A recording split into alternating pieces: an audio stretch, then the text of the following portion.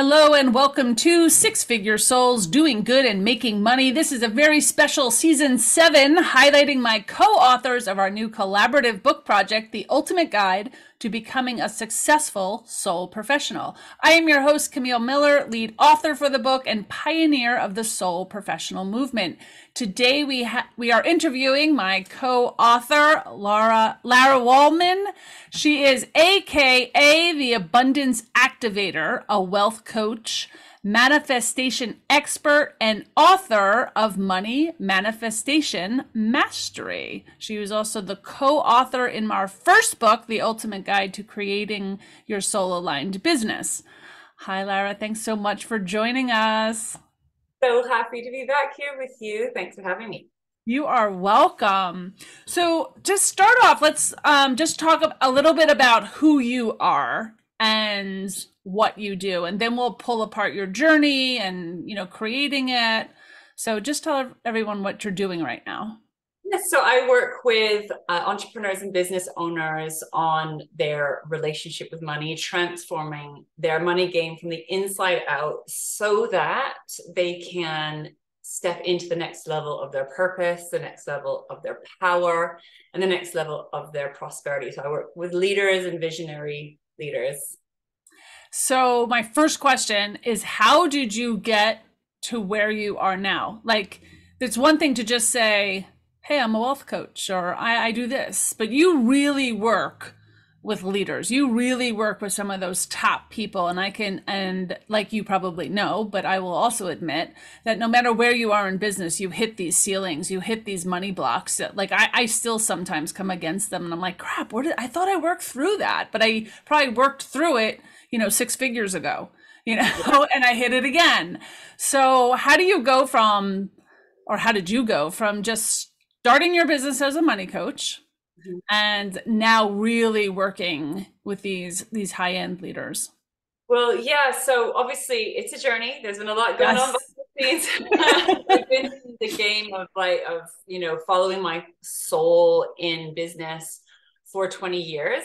But what happened to me was I was this healer and spiritual coach and channel wanting to help everyone heal the world. I had a big vision, but I did not know how to receive. So I was just giving out, wanting to help everyone. I had the vision, I had the purpose. I was totally service-based, but I was broke. Yeah. And as we say over in the UK, and also not very effective. And I was sort of like the world's best kept secret in a sense. And so it really started right on the floor. I developed a skill and a talent, and I was really good at what I did, but really bad at charging for it and really bad at valuing myself.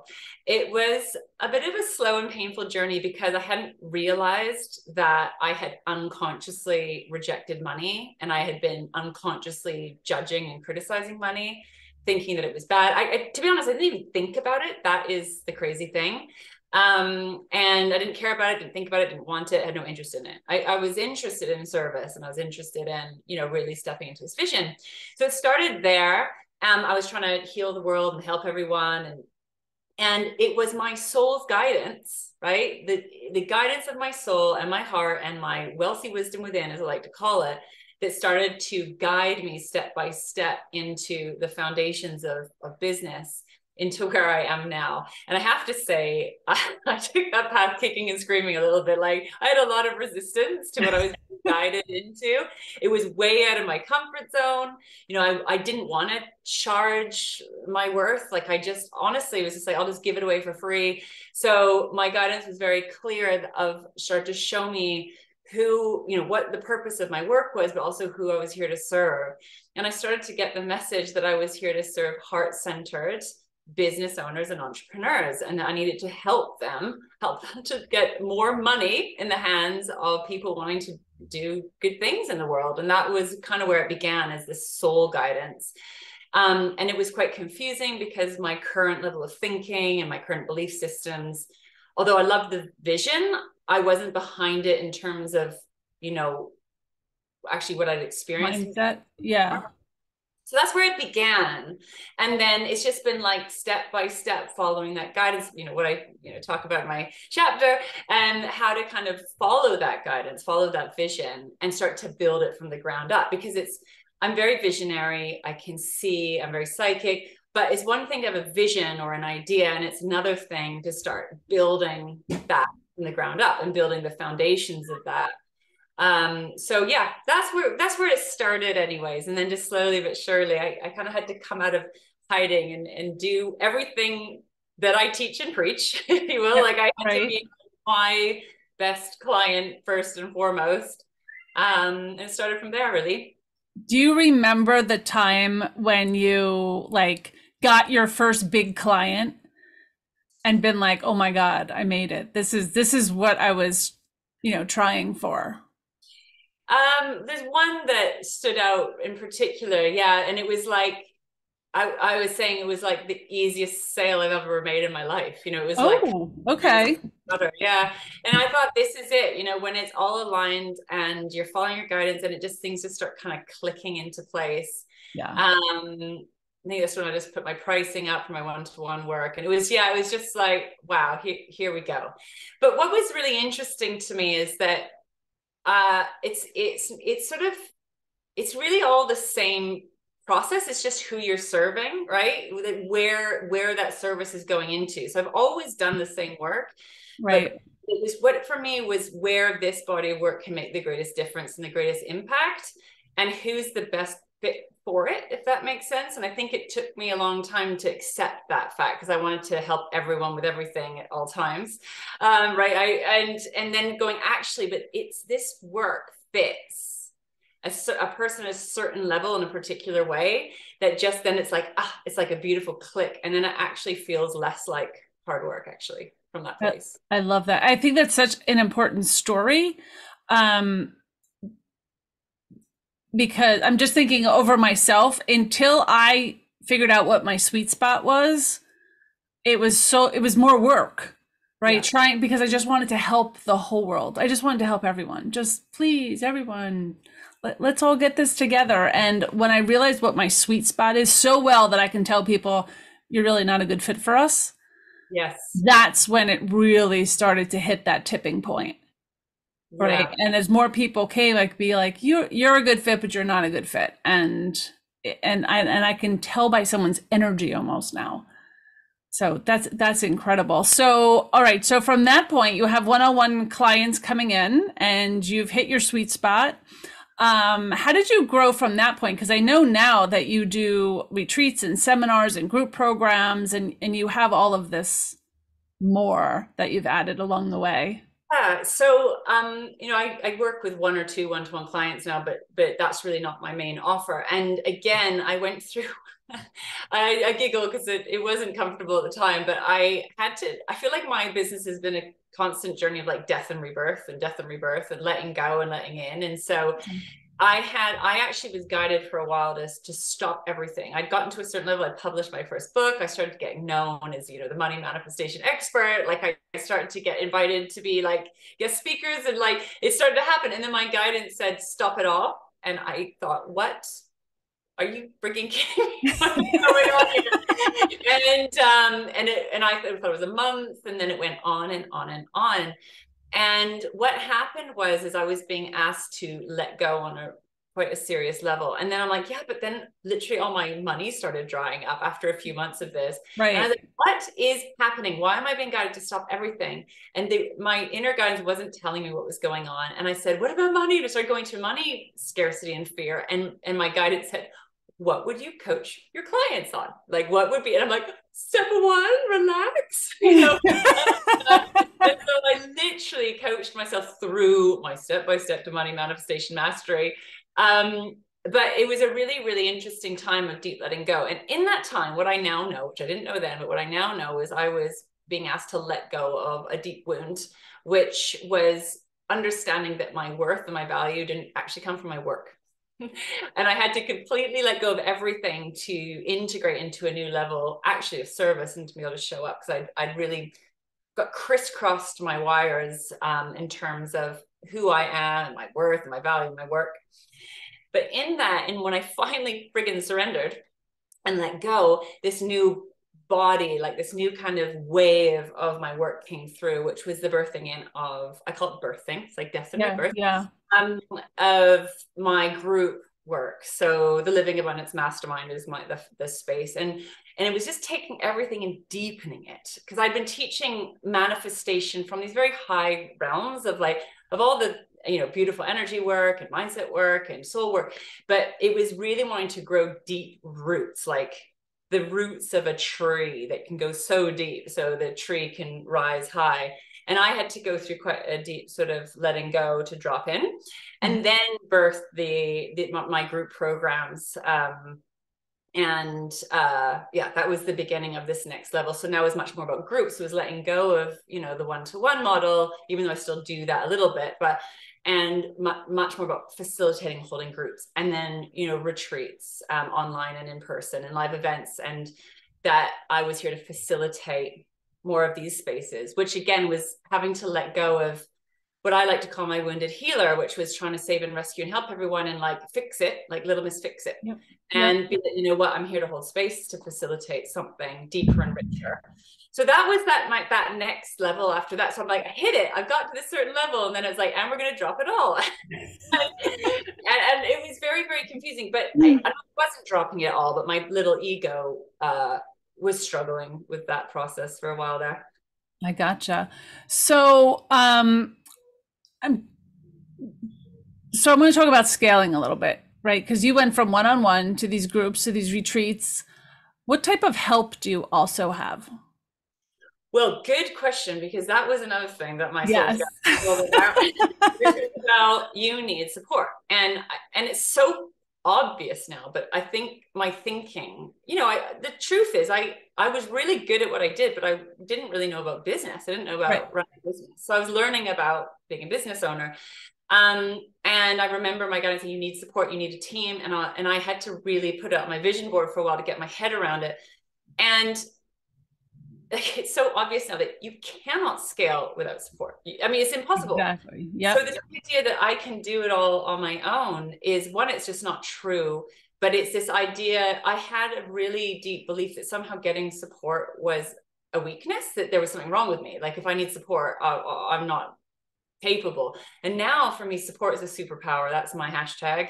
The more supported I am, the more successful I am, and working on building a team and the infrastructure. And I saw this on my soul's guidance, because I knew what I needed to do, and I knew I needed to scale, but I didn't really understand it.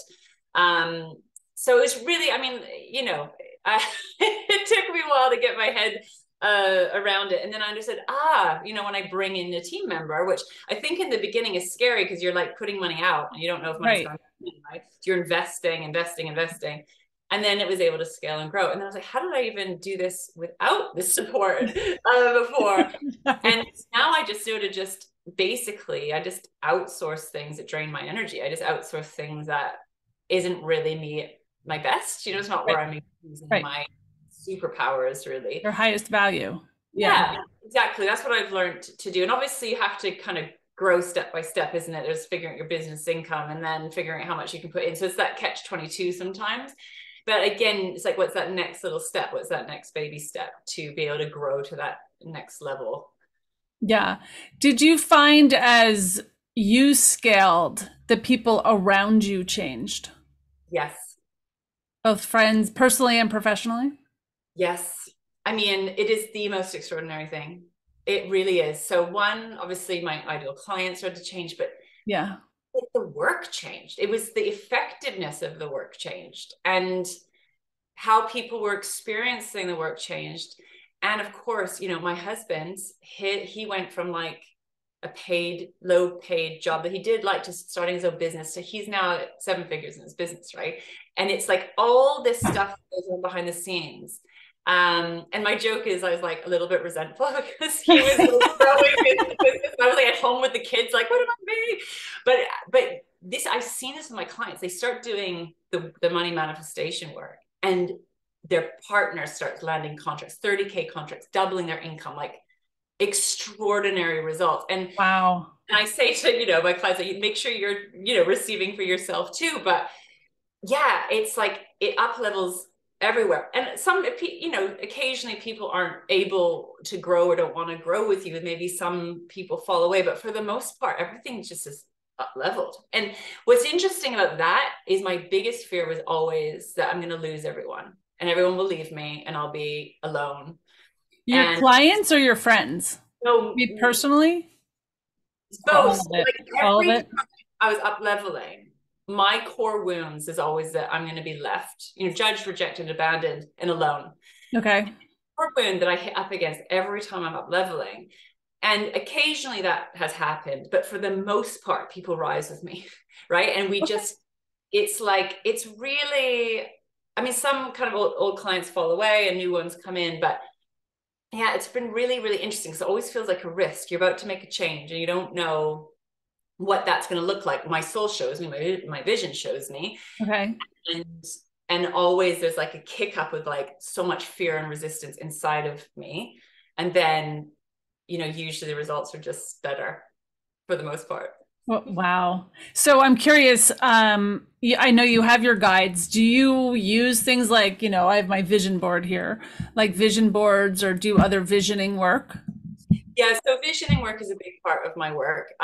That is one of my, well, let's say it's a skill rather than my gift. I'd say it's a skill I've developed over, you know, many years. Right. And I love vision boards. I tend to sort of, yeah, I like to write things down. I like to I sit do and the same. really tune in, because for me, I can't get clear on the action I need to take now if I don't know where I'm going. I need to know. I need to know. Yep. It's almost like I can't take action if I don't understand the purpose behind it. Like I need to know what I'm doing and why I'm doing it. So I'm going to do something that's uncomfortable, or I'm going to do something that risks rejection or judgment or whatever Right. that be. Right. I need to understand what is the outcome that I'm going towards that's going to make it worth either the difficult work in the now or the painful work in the now for whatever that desired outcome. And that's my compass. It's like my true north. And then it helps me to make sense of what I need to do in the now, if that makes sense. So that's how very much how I create. I can't build something if I don't know what I'm building or why I'm Right. Or building. where you're going. Yeah, where I'm Yeah. going. And that's also, I do find that a challenge too, because I'm so visionary. I can find creating in the present really difficult. That is my weakness, I would say. Okay. Um, but yeah, so my vision is everything. Like I wouldn't know what to do without it. Beautiful. I love it. I love your work. So I'm going to switch over to the book now. And you were an author in our very first book, just creating your soul aligned business. And then you jumped at the opportunity to be in our second book about becoming a successful soul professional. What made you decide to actually be in either book? And what was your experience writing? Because I know for many authors, this is a very different way of writing, telling their story. Yeah, and both times were different. I mean, one, it was soul aligned and guided because that's what I Yeah. always do. And it was just a hell yes. Like it wasn't really, didn't have to think about it for very long when I met you, and there was just an alignment there. The first chapter I found really painful. I find writing takes me on a deep healing journey, Yeah. and also an integration of a process. So I wrote that first book was Money on Purpose, and basically my step-by-step process to six figures, but shared a very painful loss I'd been through, and losing my best friend, and to a brain tumor. And it was just talking about the behind the scenes of growth, of grief and growth. So it was very difficult. It was very private. It felt I'd been in a very kind of private journey I'd gone through with my best friend after she died, because she was communicating with me, and she's been guiding me in my business ever since, which again, I don't really talk about that much. So that was quite a big deal, sharing that. And then this, second level up leveling, it's been, it was a little bit less painful this time, a bit more exciting. Just, yeah, but it was both times. It's like, I think writing, I don't totally get it, but there seems to be a grounding and an integration and a landing of work that's been a very inner process, a very energetic process for me. And then sharing it, like really step by stepping it and sharing it. It's really powerful. It's a really powerful process, writing, I find. Yeah, agreed. I kind of had the same experience. I have not written a solo book, and this was kind of my way of starting, but I felt the same way. The first one, just telling my story and getting it out, and now I feel no need to really talk about it anymore. Like it was a block and I got rid of it and I'm done. And this chapter was really exciting, but I did share all of my mistakes, my pitfalls, like because I think that's a part of growth, right? And really honoring it and just being like, yep, this is some of the things I had to do to scale. And you don't always make good decisions. A lot around hiring, not hiring the right people. Yeah. It's pretty generous as well, because I think people can maybe sometimes have shame or feel embarrassed, but the fact is every business owner and entrepreneur knows that they're making mistakes all the time and there's failure on the journey of growth. So I think it's really generous and to share, because then it makes everyone realize, mistakes are normal, failure is part of the game, it's okay. Absolutely. Yeah. Hopefully learn from my mistakes so you don't have to do that kind of vibe. Lara, what's the name of your chapter? It is Big Purpose, Big Power, Big Money. Manifesting Millions for Big-Hearted Entrepreneurs. Oh my God, that's a good one. I can't wait to read it. Your first chapter, for those listeners, if you haven't gotten the first book, Lara's chapter was amazing, like so inspiring, so well done. Thank you. Yeah, you're welcome. So I have not read this one yet because we are in the edit process as we're doing the interviews earlier this year. And I'm excited to read it because one of the things I found in the first book was we all had this common thread, right? As we were creating our businesses, that aha moment, that, breakthrough point. So I'm very interested to see what it is in this book, but because I believe it's all mindset. I think we're all going to hit that aha moment of it just clicked one day, and I got it. And now I live from abundance instead of lack. That was my aha. And I was like, I really didn't change at all. Just my mindset changed. It's nuts, isn't it? And I think we get really annoyed by that, but it really is true. And for me, it's always the energetic set too, like the mindset and how our body is. I'm always about embodiment. Yeah. But it's how we're thinking impacts everything. And then it's how we're perceiving. And then it's the actions we're taking. It's actually annoyingly simple at the end of the day. But it's sort of like we so overcomplicate things. And the first thing to find with money, like once you create a healthy, harmonious relationship with money, it's quite simple. It's not that complicated, but honestly, I mean, it can take a while to sort of transformation to be like, oh, it was just a choice. Oh, simple action consistently over time. Yeah. One of my biggest ahas around all of it is because I was talking about this with my coach, and she's like, oh my gosh, you are such a different person than when I even met you or a year ago. Like you have this totally different mindset. She's like, can you say what it was? And I was like, no, because when I was there a year ago, I thought I was in this mindset. I couldn't see it. I didn't know what I was missing. But now that I'm on this side, and I'm not sure how I could ever explain that to anyone. That's why we have people like you in the world, right? Because like I'm on the other side, but like I couldn't tell someone how to get here. Right. Right. Because I thought I was here.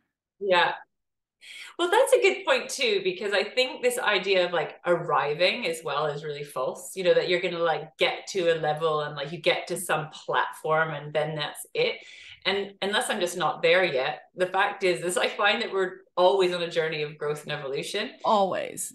Partly letting go of that, of trying to get somewhere, has been one of the greatest freedoms, because I always thought, well, I'm not there yet. Like something's wrong with me. Why am I not successful yet? Why, I'm not there yet. Yeah. I'm not there.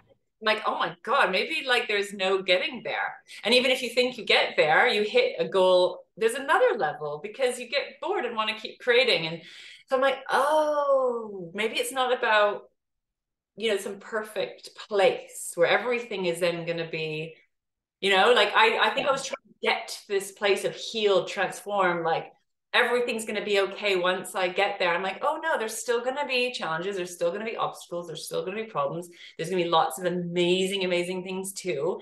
And I think accepting that has been just incredibly liberating for me. And it gives me more space to keep creating, actually. Yeah. Agreed. And it's trusting the process which I thought I was doing too, but even more so, like knowing that I don't have to figure it all out. Yeah. Right. And not being attached to outcomes. I don't set expectations that have anything to do with anybody else.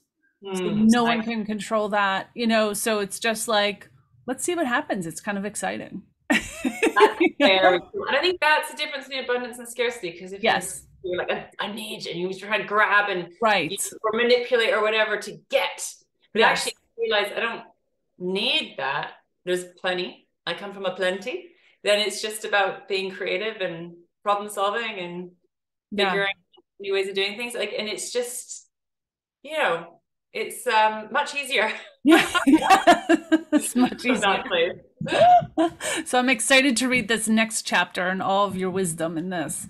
Lara, how can people find out more about you, your programs? I know you're doing events. I think I heard you coming to New York City soon. Well, I hope so. That's still in the visioning process. Yeah, so you can go to my website, larawaldman.com. I'm on like all the social medias, YouTube, Facebook, Instagram, LinkedIn. And I do run free online retreats. I run live events in London. Got lots of I got a new podcast. My Money Manifestation Mastery podcast is out now. Yay. So there's lots of ways to tap in, to capture lots of free resources and get in touch. Awesome. I'm so excited to have you here, and I will check that out myself. Hey. I want to learn more. Amazing. Thank you so much, Lara, for being a part of our podcast and being one of my co-authors again this year. Always so excited to have you with us. Thank you so much. This is such a beautiful experience. Thanks for having me once again. You are welcome. All right. And thank you to our listeners for joining us today. For more information about the Soul Professional Movement, you can go to soulprofessional.com. This podcast is sponsored by the Natural Life Business Partnership, a global professional organization and business incubator for the soul-aligned entrepreneur. If you live in a higher vibration, have an alternative approach to business, and want to help repair the world, you can join us for our next meet and greet or any of our free programs. You can check us out at soulprofessional.com. Thank you, everyone. Thank you, Lara, and we'll see everyone soon.